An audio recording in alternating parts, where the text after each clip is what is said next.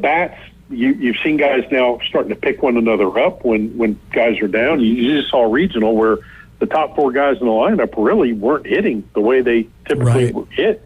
So you saw guys like a little lower in the lineup that were picking those guys up. But what you've seen from Florida overall as a team, going back to, let's say, April, May, you saw some games where Florida just got hammered. Auburn beats Florida 10-1 in a game.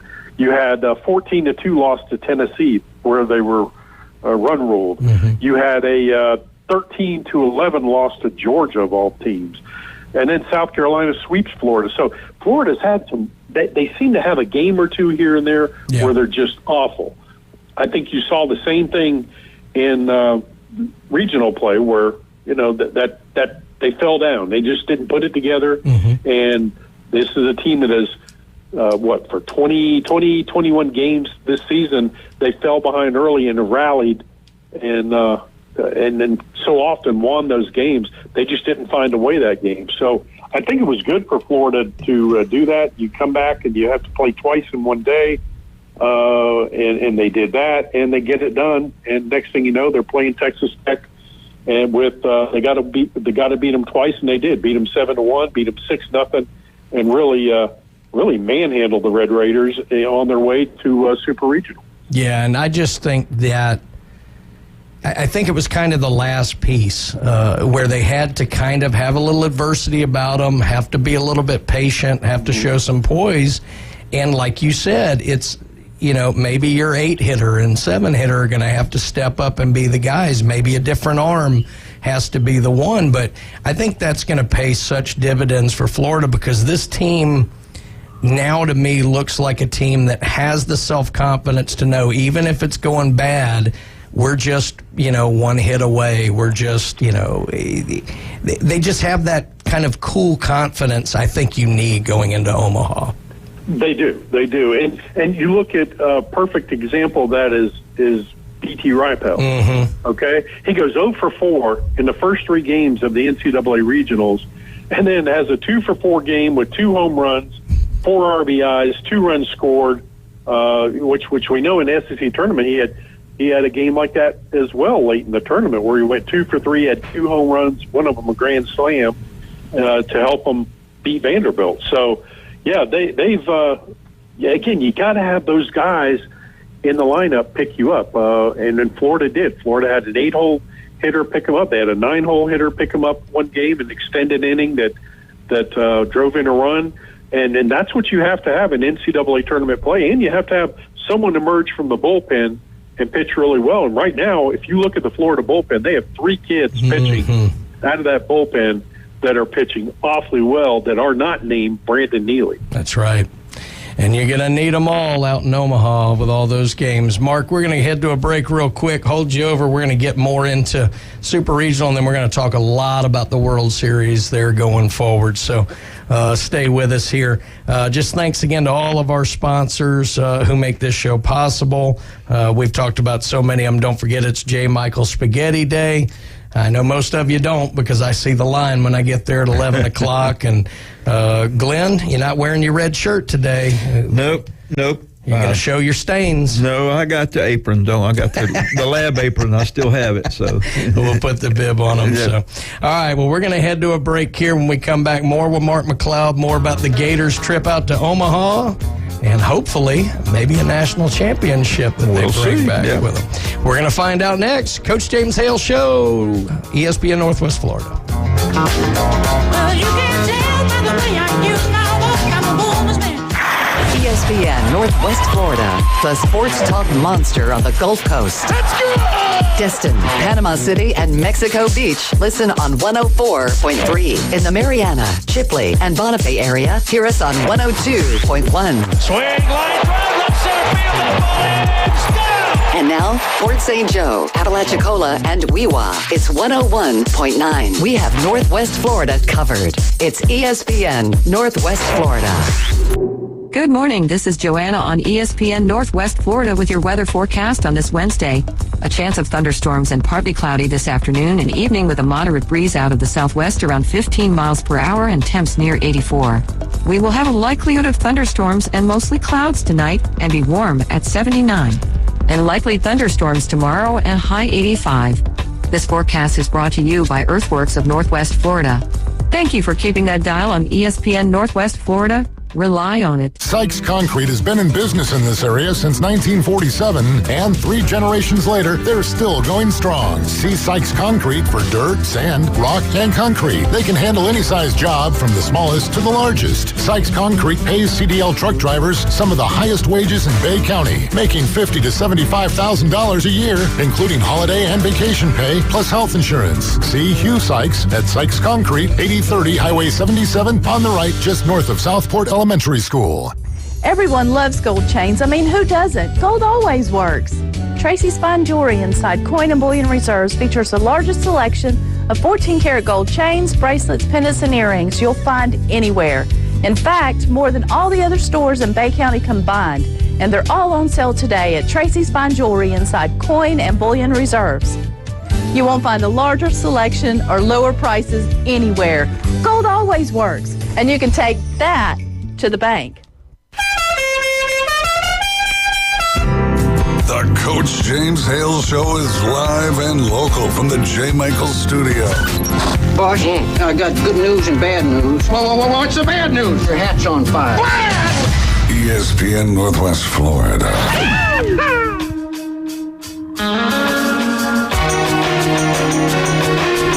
Oh, this is a good song to play going into the College World Series. Right. Boys of Summer.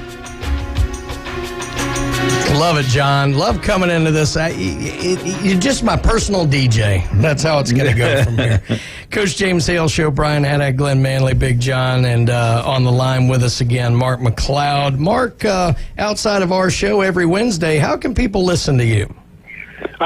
Pick up whatever you need on McLeod Live on Twitter. At McLeod Live on Twitter. All right. Well, let's get back to it here. So Florida gets through their regional. Then they get a super regional contest. Of course, if you're outside looking in, you'd think, okay, number 15 seed. That's not going to be that tough a task. But you get South Carolina, who not only swept the Gators, but matches up pretty well against them. Gators go through in 2, but the first one was pretty hard-fought contest. Talk a little about the super regional. Yeah, again, that's who Florida wanted. Florida wanted South Carolina. They were embarrassed and humiliated by the Gamecocks in Columbia a month ago, a little over a month ago, and that's who they wanted a shot at. So they got it. Hurston Waldrop was fabulous in that game 2. And you go back to his last 25 or his last 15 innings, guys. He has 25 strikeouts in his last 15 innings. And both of those are NCAA tournament starts. Yeah. That's pretty fabulous. And again, you got to believe that here's a guy who's going to be a mid to late first-round pick. You got to believe he impressed some people with what he's done in NCAA tournament play going forward. So he did just a terrific job. I thought one of the unsung heroes, too, guys, was a kid who's been at Florida for 4 years. He has not hit the transfer portal.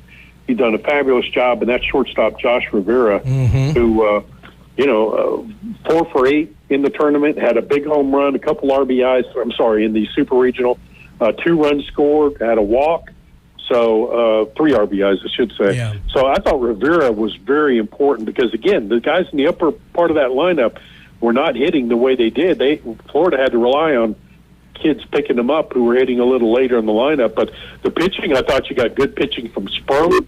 The bullpen was outstanding. And then, of course, we can talk all day long about Waldrop. Yeah, absolutely. And you're right about Fisher. And that was a timely home run, too, because if I remember right, that was fairly early on in that game. And South Carolina they were hitting the ball. And, it was kind of a back and forth early. That Fisher home run was important. But no, absolutely. Just a quick note here. National College Baseball Writers Association all-freshman team. Cade Curlin named to the second team, Florida's second baseman. And then Cags, of course, is one of the finalists for the Dick Hauser Trophy. with Dylan Cruz and Paul Skeens of LSU, Rhett Lauder of Wake Forest, and J.J. Weatherholt of West Virginia. Look, I know how good Cruz is. Skeens is wonderful on the mound, but I find it hard to believe anyone's had a better year nationally than Kaggs. Am I wrong, Mark? Well, he didn't win the Olerud Award. That went to the kid from Clemson, believe it or not. And not even in the top 5 here on this one. It's crazy. Right, exactly. Yeah. And it was kind of a shocker to everybody. Now, if you look offensively at the stats, Kaggs is the winner. If you look pitching, sure, the kid from Clemson had a better year pitching.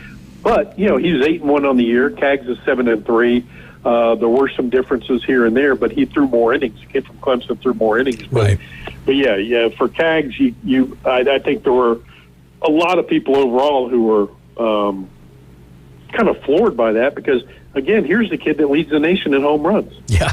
That lost the award. Are you kidding me? Yeah. And look at how many more RBIs he had than the kid from Clemson. It just didn't make sense overall. I think you could have awarded a co-award and people would have been happier with that. Right. Well, and I don't think you can discount. Look, I mean, all these other hitters are just hanging in the dugout during this time. Kaggs is thinking about him. Half of the time he's thinking about the game he's got to pitch. He's out there on the mound. I mean, it's not an easy thing. It's why you don't see a lot of these dual threat players. I mean, it's not an easy thing to do. So no, I don't know. It's not. All right, so Kate go ahead.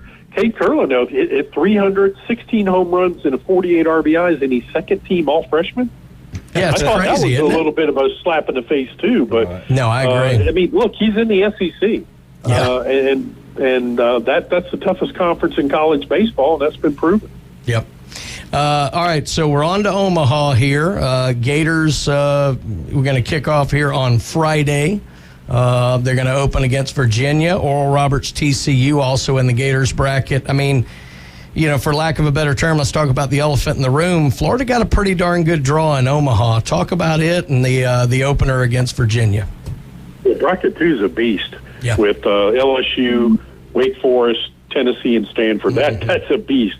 When you look at Florida, you say, okay, you got Virginia, then you'll play the winner of TCU, Oral Roberts.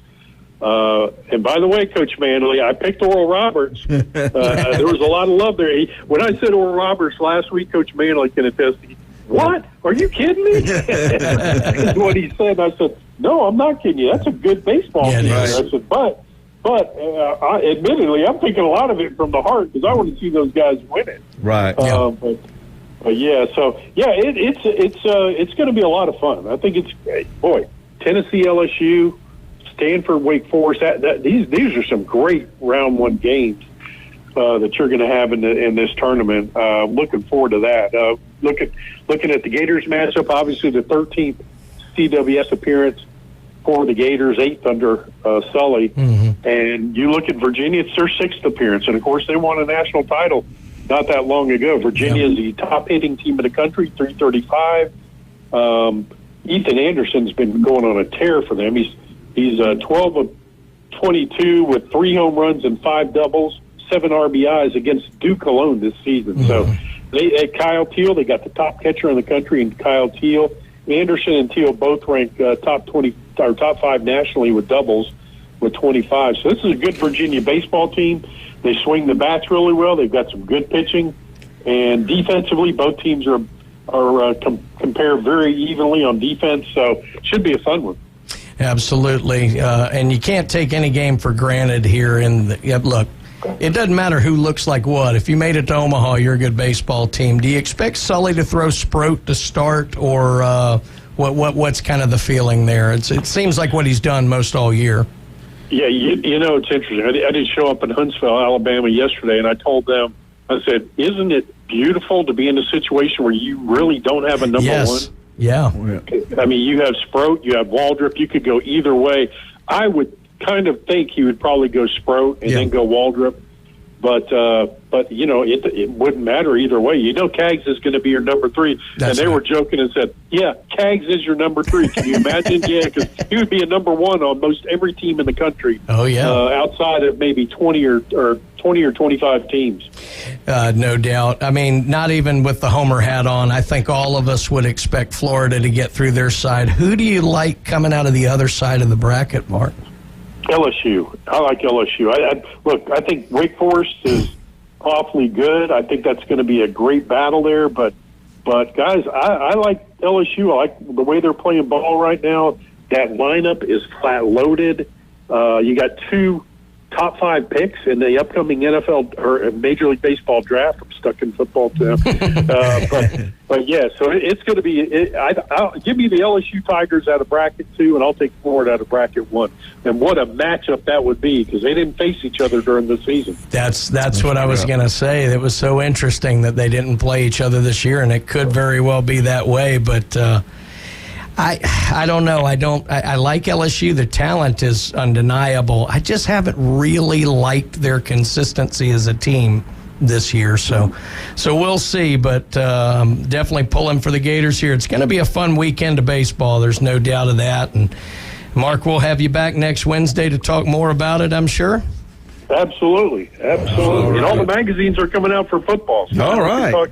Football too, guys. Oh, good. We'll talk about who's the top quarterback in the class of 30-33. We'll get that done next week. Mark, as always, appreciate it, brother. Yeah. We'll talk to you next week. All right, good to talk to you guys. Right, take care. Bye-bye. That's the great Mark McLeod. Joins us every week here, and what an exciting time to be a Gator. Glenn, appreciate everything Thank today. you. Good to see you again. Good to be Big seen. John, thanks. Yep. Wildcat. Great show today. Inside Drive coming up with Ryan and Jay at 11 o'clock. Dave's going to have a great show. The Afternoon Underdogs, think they're out at Dave & Buster's this afternoon. They'll put on a great show. Braves tomorrow night on the station. A lot going on here on the station. I'll be back here sitting in the hot seat tomorrow morning with Jeremy and Tommy and the crew. So we'll see you tomorrow. ESPN Northwest Florida.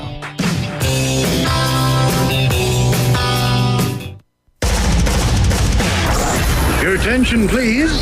ESPN Northwest Florida reminds you it's the law. It's the law. When there's a double red flag, stay out of the water.